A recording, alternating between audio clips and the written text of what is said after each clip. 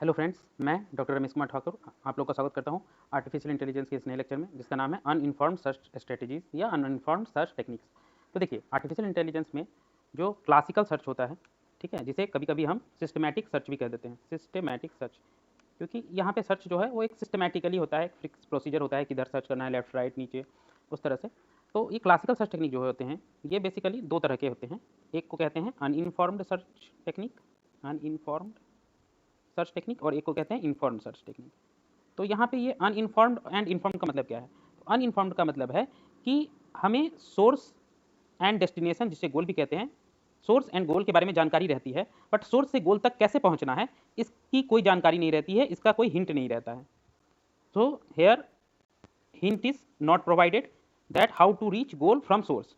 वहीं informed search technique में source से गोल तक जाने के लिए एक हिंट दिया रहता है, एक हिंट प्रोवाइडेड रहता है, और इसी हिंट को कहते हैं ह्यूरिस्टिक। ह्यूरिस्टिक, ठीक है। तो यही बेसिक डिफरेंस होता है अनइन्फॉर्म्ड और इन्फॉर्म्ड सर्च टेक्निक में, ठीक है। तो आज हम मेनली देखेंगे अनइन्फॉर्म्ड सर्च टेक्निक्स के बारे में। बहुत सारे अनइन्फॉर्म्ड सर्च टेक्निक है, बहुत ही क्लासिकल और वेल एस्टैब्लिश्ड है। तो बेसिकली हमें स्टार्टिंग में केवल एक सोर्स की इन्फॉर्मेशन रहेगी, गोल की इन्फॉर्मेशन रहेगी, और पाथ कॉस्ट की इन्फॉर्मेशन रहेगी कि किस पाथ पे कितना जो है कॉस्ट लग रहा है, बस इतना ही। तो चलिए डिटेल में देखते हैं वीडियो। तो अनइन्फॉर्म्ड सर्च टेक्निक, जैसे अभी हमने बताया कि अनइन्फॉर्म्ड सर्च स्ट्रेटेजी में केवल क्या इन्फॉर्मेशन यूजर के पास रहती है, जो प्रॉब्लम के डिफिनीशन में रहती है। और प्रॉब्लम के डिफिनीशन में रहता है कि ये सोर्स है, ये गोल है, और बीच में बहुत सारे पाथ हैं, ठीक है। और हर एक पाथ का बहुत से बहुत डिस्टेंस दिया रहेगा, इसको कहते हैं स्टेप कॉस्ट। किसी भी एक नोड से दूसरे नोड तक पहुंचने का जो कॉस्ट होता है उसको कहते हैं स्टेप कॉस्ट। ये स्टेप कॉस्ट दिया हुआ रह सकता है, ठीक है, इससे ज़्यादा कुछ नहीं, ठीक है। कोई हिंट नहीं कि इस रास्ते से जाने पे नज़दीक पड़ेगा गोल या दूर पड़ेगा, कोई नहीं। तो यहाँ पे हिंट जो है कुछ भी नहीं रहता है, नो हिंट, ठीक है। और इसी हिंट को हम कहते हैं ह्यूरिस्टिक, ठीक है। तो चलिए देख लेते हैं कि जो पॉपुलर अनइन्फॉर्म्ड सर्च स्ट्रेटेजी है वो क्या क्या है। पहला है breadth first search, that is BFS, depth first search, that is DFS, inform first search, that is UCS, depth limited search, that is DLS, iterative deepening search, that is IDs, and bidirectional search, that is PDS. तो देखिए, यहाँ पे एक एक करके थोड़ा थोड़ा हम कॉन्सेप्ट समझ लेंगे इस वीडियो में कि होता क्या है। मान लीजिए कोई सर्च ट्री है, ये मान लीजिए एक सर्च ट्री है, ठीक है। और इस सर्च ट्री में हमें सर्च करना है सोर्स से गोल तक। ये सोर्स है और ये गोल है।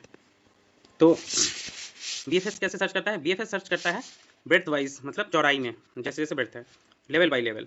पहले एक लेवल सर्च होगा, उसके बाद नेक्स्ट लेवल, फिर उसके नेक्स्ट लेवल, इस तरह से, ठीक है। जैसे अगर यहाँ पे सोर्स से गोल तक सर्च करना हो तो सबसे पहले ये सर्च होगा, ये वाला नोड। तो अगर इस नोड की हम नंबरिंग दे 1 2 3 4 5 6 7 8 9 10 11 12, अगर इस तरह से नोड के नाम हम रख दिए हैं तो ये कैसे सर्च करेगा बीएफएस?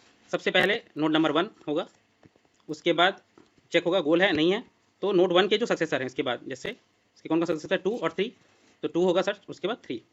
फिर 2 गोल है नहीं है, 3 गोल है नहीं है, गोल तो 10 नंबर नोड है, फिर ये नहीं होगा, फिर इसके नेक्स्ट लेवल में जाएगा, ये 4 यहाँ से स्टार्ट करेगा, 4 नंबर नोड सर्च होगा, फिर 5 नंबर, फिर 6 नंबर, 7 नंबर, फिर गोल इनमें से कोई नहीं है, फिर सर्च होगा, फिर 8 नंबर, फिर 9 नंबर और 10 नंबर, ठीक है। तो बीएफएस का जो ट्रैवर्सल होगा यहाँ पे वो कैसे हो जाएगा कि हम सारे एल्गोरिदम के सामने उसके ट्रैवर्सल को लिख देते हैं। बीएफएस का ट्रैवर्सल हो जाएगा 1 2 3 4 5 6 7 8 9 और 10। इस तरह से बीएफएस ट्रैवर्स करेगा 1 से 10 तक, ठीक है, मतलब लेवल बाय लेवल। पहले ये लेवल 0 लेवल, और इसका लेवल का नाम भी होता है, ये होता है लेवल 0, इसका एक और नाम होता है, इसी को हम डेप्थ भी कहते हैं। तो ये हो जाएगा डेप्थ इज इक्वल टू 0, ये हो गया लेवल इज इक्वल टू 1 या डेप्थ इज इक्वल टू 1, ये हो गया लेवल इज इक्वल टू 2 या डेप्थ इज इक्वल टू 2। ये डेप्थ का बहुत यूज़ होगा जब हम देखेंगे टाइम और स्पेस कॉम्प्लेक्सिटी, उसमें ये हो गया लेवल इज इक्वल टू 3 और या डेप्थ इज इक्वल टू 3। और एक और चीज़ है जिसका बहुत चर्चा होता है अनइन्फॉर्म्ड सर्च में, that is branching factor. Depth तो हमने समझ लिया कैसे होता है। डेप्थ होता है सोर्स जो होता है, जो रूट नोड होता है वो हमेशा डेप्थ 0 पे होता है, उसके बाद एक डेप्थ बढ़ते जाता है, ठीक है, उसके चाइल्ड, फिर उसके चाइल्ड, एक डेप्थ इंक्रीज होता जाता है। और एक होता है ब्रांचिंग फैक्टर। ब्रांचिंग फैक्टर को हम जनरली बी से डिनोट करते हैं। ये होता है कि किसी भी सर्च ट्री में सबसे ज़्यादा ब्रांच कितना है, किसी भी नोड का जिसका सबसे ज़्यादा नंबर ऑफ ब्रांच है वही होता है उस पूरे सर्च ट्री का ब्रांचिंग फैक्टर। तो देखिए यहाँ तो सबका नंबर ऑफ ब्रांच कितना है, 2 है, इसके 2, इसके 2, इसके 2, इसका तो एक ही है, इसके 2, इसके 0, इसके 2। तो देखिए इसका एक था, इसका 0, इन सब का 0, लीफ वाले सबका 0, ठीक है, कोई सक्सेसर नहीं, और बाकियों का 2 2 2। तो 0 1 और 2 में जो मैक्सिमम वैल्यू है, मैक्स ऑफ 0 1 एंड 2, तो सबसे मैक्स क्या है 2, तो 2 हो जाएगा इस सर्च ट्री का ब्रांचिंग फैक्टर। पूरी सर्च ट्री में हम देखेंगे कि किस नोड के मैक्सिमम चाइल्ड है, जिसका सबसे मैक्सिमम चाइल्ड है, तो वही जितना नंबर ऑफ चाइल्ड होगा वही हो जाएगा उस सर्च ट्री का ब्रांचिंग फैक्टर। तो इस बी और ये जो डेप्थ है इसको डी से डिनोट करते हैं। इस बी और डी का बहुत यूज़ होता है सर्चिंग टेक्निक में, टाइम एंड स्पेस कॉम्प्लेक्सिटी को निकालने में और देखने में कि कितना कैसे कोई एल्गोरिथम परफॉर्म कर रहा है किसी पर्टिकुलर सर्च ट्री में। ठीक है, तो इस तरह से हमने देख लिया डी क्या है, बी क्या है और बी एफ एस कैसे काम करता है। अब देखेंगे D F S. D F S जैसे नाम है ना, डेप्थ फर्स्ट सर्च, ये एक तरफ से क्या करता है, स्टार्ट करता है रूट से, या जो स्टार्टिंग नोड है वहाँ से स्टार्ट करता है और डेप्थ में चलते चला जाता है। ठीक है, तो जैसे अगर यहाँ पे हम देखें, थोड़ा बोर्ड साफ कर लेते हैं,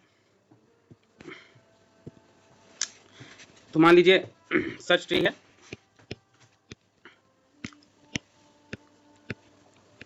ऐसा कोई सर्च ट्री है। ठीक है, ऐसा ही है, ये सोर्स है और मान लीजिए ये गोल है। तो डीएफएस क्या करेगा, सोर्स से स्टार्ट करेगा और एक डेप्थ में चलता चला जाएगा, आइदर लेफ्ट और राइट। ये मैटर नहीं करता है कि लेफ्ट में जाएंगे या राइट में, बट जिधर जाएंगे हर एक बार उधर ही जाएंगे। तो यहाँ से स्टार्ट करेगा, मैं नाम दे देता हूँ 1 2 3 4 5 6 7 8 9। तो पहले ये वाला नोड सर्च होगा, फिर डेप्थ में चला जाएगा एक साइड, ये वाला, फिर इसका डेप्थ, लेफ्ट लेफ्ट लेफ्ट करता चला जाएगा जब तक उसे लीफ नोड नहीं मिल जाता। फिर वो बैक ट्रैक करेगा, देखेगा कोई जो है अनविजिटेड पाथ बचा हुआ कि नहीं, तो yes this is not visited path, ये बचा हो तो इधर आ जाएगा। ठीक है, फिर देखेगा अब कोई नॉट विजिटेड नहीं बचा है, फिर बैक ट्रैक करेगा और देखेगा अब कोई और बचा हुआ है कि नहीं, नॉट विजिटेड बट नहीं है, फिर बैक ट्रैक करेगा, यहाँ पे आ जाएगा। फिर वो देखेगा कोई नॉट विजिटेड है कि नहीं, यस इस साइड है, तो यहाँ पे आ जाएगा, फिर यहाँ आ जाएगा, फिर यहाँ आ जाएगा, फिर ये गोल है तो जहाँ गोल टेस्ट करते हुए जाएगा, जहाँ गोल होगा वहाँ रुक जाएगा। तो देखिए एरो वाइज हम ट्रैवर्स करेंगे तो कैसे हो जाएगा, डीएफएस का हो जाएगा, क्या हो जाएगा,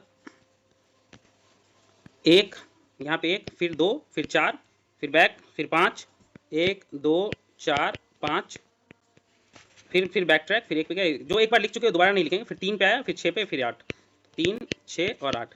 तो ये होगा ट्रैवर्सल 1 से 8 तक जाने का इन केस ऑफ डीएफएस। ठीक है, तो हमने बीएफएस और डीएफएस समझ लिया। तो सबके टाइम कॉम्प्लेक्सिटी की भी बात कर लेते हैं। बीएफएस का टाइम कॉम्प्लेक्सिटी जो था बीएफएस का, वो होता है big O of b to the power d, and space complexity भी होता है t and s big O of b to the power d। ठीक है, ये होता है टाइम एंड स्पेस बीएफएस का। ठीक है, तो लास्ट जो हमने एग्जांपल देखा था उसमें b जो था वो 2 था और d जो था डेप्थ जो था 0 1 2 3 था उस टाइम। ठीक है, तो हम देख लिए थे, तो वहाँ पे इस तरह से b और d निकलेगा। तो अब हम बात कर लेते हैं डीएफएस के टाइम एंड स्पेस कॉम्प्लेक्सिटी के बारे में। देखिए यहाँ time and space complexity same नहीं होता है। डीएफएस का टाइम कॉम्प्लेक्सिटी होता है big O of b to the power d, where b is the branching factor and d is the maximum depth। ठीक है, ये मैक्सिमम डेप्थ है। ये काम करते हैं, इसको big O of b to the power m लिख देते हैं, ये ज़्यादा बेटर होगा। तो मैक्सिमम डेप्थ और स्पेस कॉम्प्लेक्सिटी होता है big O of b into m। ठीक है, यहाँ b ब्रांचिंग फैक्टर है और m है मैक्सिमम डेप्थ। इसको मैक्सिमम डेप्थ को एक और नाम यहाँ दिया जाता है जिसको कहते हैं डेप्थ ऑफ सैलोएस्ट नोड। अब देखिए ये मैक्सिमम डेप्थ या डेप्थ ऑफ द सैलोएस्ट नोड क्या है।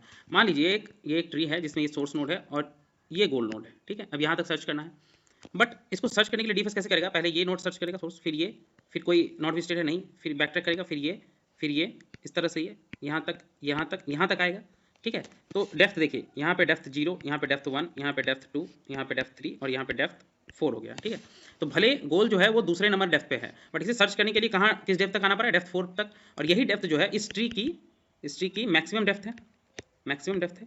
तो इसी डेप्थ की बात हो रही है यहाँ पे m में, ए एम यही मैक्सिमम डेप्थ है। ठीक है, तो जब भी हम डीएफएस लगाएंगे तो ध्यान देंगे कि यहाँ पे जो है वो मैक्सिमम डेप्थ यूज होता है, और ये डेप्थ ऑफ गोल नोड हो भी सकता है और नहीं भी हो सकता है। Goal node may be depth of goal node और मे बी मोर, तो कुछ भी हो सकता है, जरूरी नहीं है कि जिस डेप्थ पे गोल नोड है वही यहाँ पे m हो। ठीक है, तो ये बात बहुत ध्यान रखने वाली बात है। और एक और इंपॉर्टेंट चीज़ है कि यहाँ जो स्पेस कॉम्प्लेक्सिटी है ये big O of b into m होती है, मतलब ये एक लीनियर स्पेस कॉम्प्लेक्सिटी है। अभी तक हमने जो देखा था बीएफएस में क्या था, स्पेस कॉम्प्लेक्सिटी जो थी बीएफएस में वो होती थी big O of b to the power d, तो ये एक्सपोनेंशियल थी, बट अब हम लीनियर स्पेस कॉम्प्लेक्सिटी में आ गए। ये काफ़ी बड़ा इंप्रूवमेंट होता है डीएफएस का।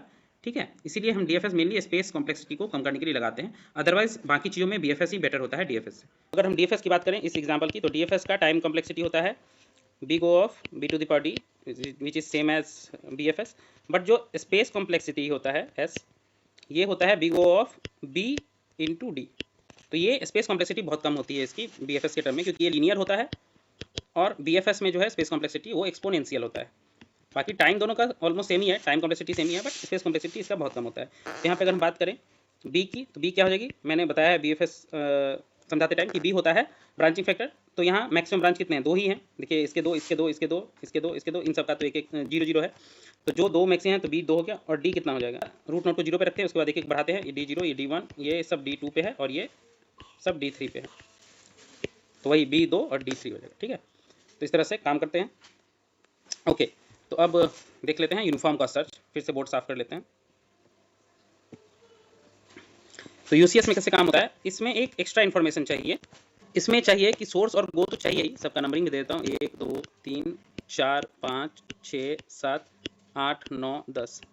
इसमें एक्स्ट्रा इन्फॉर्मेशन चाहिए कि ये जो स्टेप कॉस्ट है एक नोड से दूसरे नोड पर पहुंचने का, ये स्टेप कॉस्ट चाहिए। ठीक है, तो स्टेप कॉस्ट क्या होता है, किसी भी नोड का उसके एडजेसेंट नोड पे जाने का जो कॉस्ट होता है वो स्टेप कॉस्ट कहलाता है। और पाथ कॉस्ट जो होता है वो होता है किसी भी नोड से उस सर्च ट्री में किसी भी दूसरे नोड तक जाने का रास्ता। ठीक है, तो पाथ कॉस्ट जो होता है टोटल कॉस्ट होता है, टोटल स्टेप कॉस्ट, और स्टेप कॉस्ट होता है एक सिंगल पाथ का कॉस्ट। इस आर्क का कॉस्ट कहलाएगा स्टेप कॉस्ट, स्टेप कॉस्ट। और अगर हमें 1 से 7 इसका कॉस्ट देखना हो, कॉस्ट, तो ये कॉस्ट कहलाता है पाथ कॉस्ट बिटवीन 1 to 7। तो ये हो जाएगा step cost of this plus, मतलब step cost of 1 to 3 plus step cost between 3 to 7, 3 to 7 इसका। तो दिस प्लस दिस, ये दोनों मिलके बन जाएगा क्या, पाथ कॉस्ट बिटवीन 1 to 7। तो यही होता है difference path cost and step cost में। ठीक है, पाथ कॉस्ट होता है total cost from between any two node. ठीक है, और स्टेप कॉस्ट होता है कि एडजेसेंट नोड पे पहुंचने के लिए कितना कॉस्ट लगता है। ठीक है, दोनों कॉस्ट ही है। ठीक है, बट दोनों में थोड़ा सा डिफरेंस है। चलिए देख लेते हैं यूनिफॉर्म कॉस्ट सर्च का एग्जांपल। तो इसके लिए हमें पहले एक एक्स्ट्रा इन्फॉर्मेशन चाहिए, वो क्या है, स्टेप कॉस्ट। सपोज इसका स्टेप कॉस्ट है 2, इसका 3, इसका 5, इसका 7, इसका 6, इसका 9, इसका 4, इसका 3। ठीक है, तो मैं सबका पाथ कॉस्ट लिख देता हूँ। 2 का पाथ कॉस्ट हो जाएगा 2, स्टेप कॉस्ट ही पाथ कॉस्ट होगा फर्स्ट वाले में। तो इसका 3, यहाँ पे पाथ कॉस्ट 2 + 5 7 हो जाएगा। सारा पाथ कॉस्ट जो लिखाता है वो सोर्स के रिस्पेक्ट में लिखाता है। ठीक है, जो रूट नोड है उसके रिस्पेक्ट में। फिर 5 का क्या है, 7 और 2 9, इस वाले का 6 और 3 9, इसका 3 और 9 12। ठीक है, अब इसका 3 6 9 9 4 13, और इसका 3 6 9 9 3 12।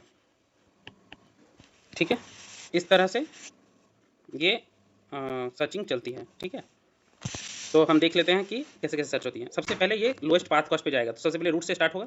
पहला नोड यहाँ सर्च हुआ, और मान लीजिए ये गोल है, तो यहाँ से ये कहाँ जाएगा, लिस्ट पाथ कॉस्ट सबसे कम क्या है इस पूरे ट्री में, 2 पे जाएगा यहाँ। उसके बाद कौन है, 3, तो यहाँ से यहाँ जाएगा। फिर 3 के बाद क्या है, 7 है, 9 है, 9 है, 12 है। ठीक है, तो सबसे कम यहाँ पे 7 वाला है, तो यहाँ से यहाँ जाएगा। उसके बाद ये 9 9 दोनों का सेम है, तो कहीं पहले जा सकता है, पहले 5 पे, पहले 6 पे भी जा सकता है। तो पहले 5 पे गया मान लीजिए, उसके बाद 6 पे गया, उसके बाद 12 वाले पे जाएगा। ठीक है, उसके बाद देखिए यूसीएस है, तो ये पहले यहाँ नहीं जाएगा, ये पहले 12 वाले पे जाएगा, क्योंकि इसका 12 है, इसका 13 है, और इसका भी 12 था ना। तो इसमें क्या है, जब सेम आ जाता है तो आप किसी को भी पहले ट्रैवर्स कर सकते हैं। तो 12 से 12 पर यहाँ आया, उसके बाद ये फिर यहाँ जाएगा। इस तरह से ट्रैवर्सल होगा। Time and space complexity of UCS, time complexity and space complexity. तो ये दोनों सेम ही होता है यूसीएस का, ये दोनों इक्वल होता है big O of b to the power 1 plus ceiling of C* by epsilon. यहाँ पे एप्सिलॉन क्या है, स्मॉल पॉजिटिव इंटीजर है, स्मॉल पॉजिटिव इंटीजर, और C* क्या है, cost of optimal solution, optimal solution. ठीक है, और B क्या है, ब्रांचिंग फैक्टर, जो हम देख चुके हैं, maximum number of child of any node on a particular tree, branching factor. ठीक है, तो यहाँ इस तरह से टाइम एंड स्पेस कॉम्प्लेक्सिटी निकालते हैं। चलिए अब बात कर लेते हैं डेप्थ लिमिटेड सर्च की, DLS ये कैसे काम करता है। तो DLS में क्या होता है कि ये और ये बेसिकली डीएलएस और आईडीएस, ये जो है डीएफएस का वेरिएशन है, वेरिएशन, ठीक है। तो ये वेरिएशन आया ही क्यों? तो डीएफएस में एक प्रॉब्लम थी कि अगर मान लीजिए एक तरफ क्या है, ब्रांचिंग डेप्थ जो है वो इनफाइनाइट है, ठीक है, इनफाइनाइट डेप्थ है, और दूसरी तरफ मान लीजिए फर्स्ट लेवल पे भी गोल है, ये सोर्स है, और इस तरफ इनफाइनाइट डेप्थ है। तो डीएफएस क्या करेगा, इनफाइनाइट डेप्थ की तरफ चला जाएगा और ये इनकम्प्लीट रह जाएगा, सॉल्यूशन तक नहीं पहुंच पाएगा, भले सॉल्यूशन एक डेप्थ पे ही क्यों ना हो, ठीक है। तो इस प्रॉब्लम को डील करने के लिए ये डेप्थ लिमिटेड सर्च आया, डीएलएस। इसने क्या कहा कि भैया एक डेप्थ लिमिट लगाओ, एक डेप्थ लिमिट लगाओ, और उस डेप्थ लिमिट को बोला गया एल। तो उसने कहा कि भले कितने भी डेप्थ हों, बट हम एक डेप्थ लिमिट लगा देंगे, मान लीजिए एल इज इक्वल टू हम लगा देंगे 3। तो ये डेप्थ कितना है, 0 है, ये क्या है 1 डेप्थ, ये 2 डेप्थ, ये 3। तो सर्चिंग जो है यहाँ तक ही होगी, ठीक है। भले इसके आगे नोड हैं, बट ये इसको लीफ नोड मान के काम करेगा। ये मैक्स टू मैक्स इस नोड तक आएगा, फिर बैक ट्रैक करेगा, देखेगा कोई विजिटेड है कि नहीं, अगर नहीं है तो फिर बैक ट्रैक करेगा, फिर दिखेगा कि कोई नॉट विजिटेड नोड है कि नहीं, फिर नहीं तो फिर यहाँ आएगा, फिर दिखेगा इस साइड आ जाएगा। तो इसको इस तरह से गोल मिल जाएगा। तो डेप्थ लिमिट लगा के इसने क्या किया, इस इनकम्प्लीट प्रॉब्लम को, कि डीएफएस जो इनकम्प्लीट होता था, इस प्रॉब्लम को इसने टैकल कर लिया। बट इसमें सबसे बड़ी एक प्रॉब्लम रह गई, वो क्या है डेप्थ लिमिटेड सर्च में, कि एल की वैल्यू क्या रखें, एल की वैल्यू जो है वो क्या रखें, क्योंकि सॉल्यूशन जो है यहाँ पे फर्स्ट लेवल पे था, ठीक है, कहीं सॉल्यूशन सेकंड पे रहेगा, थर्ड पे रहेगा, 20, 50 कहीं पे भी रह सकता है। तो ये डेप्थ लिमिट जो है वो हमें गैस करके रखना पड़ता है। अब इस गैस वर्क में प्रॉब्लम क्या है कि मान लीजिए एल की वैल्यू ऐसी रख दी कि वो डेप्थ लिमिट जहाँ पे सॉल्यूशन है उससे कम है, ठीक है, तो ये तो कभी पहुँच ही नहीं पाएगा उस डेप्थ तक। जैसे बोर्ड को साफ करके देख लेते हैं कि मान लीजिए अगर कोई ट्री में एक साइड ये इनफाइनाइट है, ठीक है, और इस साइड ऐसे है, ठीक है, ये गोल है, और गोल है डेप्थ 0, 1, 2, 3, 4 पे, डेप्थ 4 पे गोल है, और हमने L इज इक्वल टू 3 मान लिया।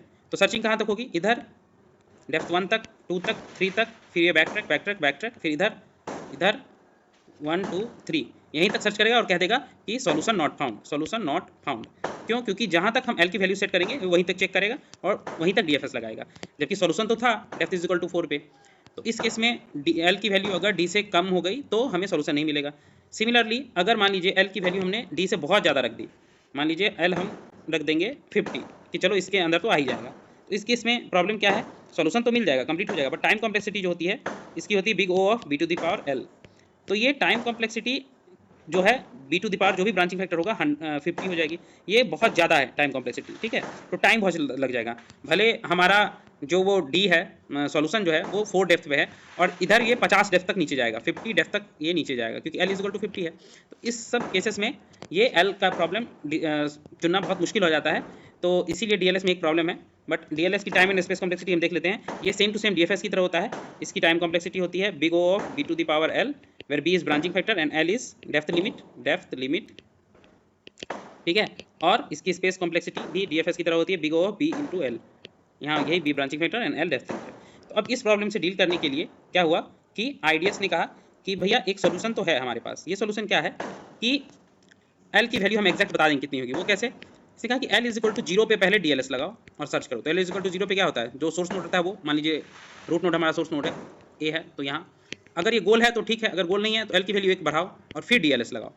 तो L इज इक्वल टू 1 पे फिर जब DLS लगेगा तो ऐसे 0 डेप्थ और 1 डेप्थ तक DFS लगेगा, पहले ये फिर बैक ट्रैक, फिर ये हो जाएगा। अगर गोल इन तीनों में से कोई है, मान लीजिए A है, B है, C है, इन तीनों में से कोई गोल है तो ठीक है, अदरवाइज फिर L का इंक्रीज करो, हर एक इटरेशन में L का वैल्यू एक एक बढ़ाते चलो और DLS लगाते चलो। इससे क्या होगा, कहीं ना कहीं गोल जहाँ भी होगा, जिस लेवल पे भी 0, 1, 2, 3, 4, 5 वहाँ तक इसे गोल तो मिल ही जाएगा, गोल तक ये रीच कर ही जाएगा। मान लीजिए गोल यहाँ है तो इस बार इससे गोल मिल जाएगा, पहले रूट सर्च होगा, उसके बाद ये, फिर बैक ट्रैक, फिर ये, फिर बैक ट्रैक, फिर बैक ट्रैक, फिर ये, फिर बैक ट्रैक, फिर ये, ठीक है। तो इस तरह से L का वैल्यू एक एक करके इंक्रीज करके हम सॉल्यूशन ढूंढ सकते हैं। तो जो इनकम्प्लीटनेस वाली प्रॉब्लम थी DFS की, इनकम्प्लीटनेस, उसको जो है वो इटरेटिव डीपनिंग सर्च ने कम्प्लीटली रिमूव कर दिया, ठीक है। तो अब ये जो एल्गोरिथम है इटरेटिव डीपनिंग सर्च, ये कंप्लीट एल्गोरिथम है क्योंकि इसको सॉल्यूशन मिलेगा ही मिलेगा अगर सॉल्यूशन अवेलेबल है तो, ठीक है। तो अब यहाँ देख लेते हैं कि टाइम एंड स्पेस कॉम्प्लेक्सिटी क्या होती है।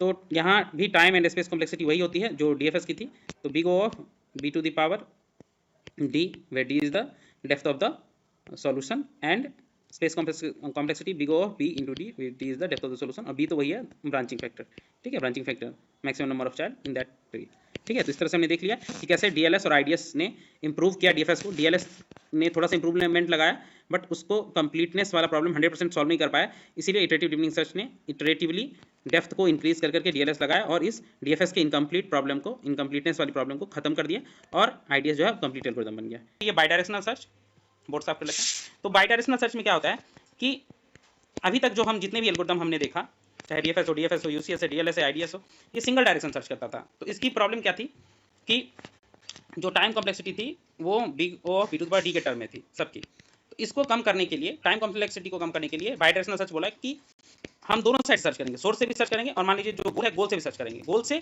सोर्स की तरफ जाएंगे ऊपर की तरफ, और सोर्स से गोल की तरफ आएंगे नीचे की तरफ। बीच में कहीं ना कहीं किसी किसी नोड पे वो ऊपर और नीचे का पाथ मिल जाएगा, वहाँ पे सर्चिंग स्टॉप कर देंगे।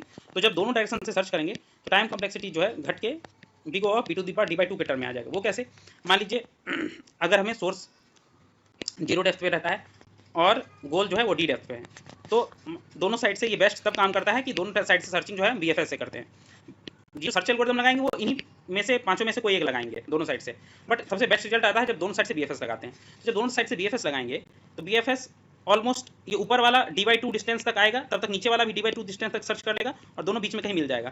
तो ऊपर वाला जब डी/2 डिस्टेंस पे आएगा तो ऊपर वाले सर्चिंग का time complexity big of B to the power डी/2 होगा।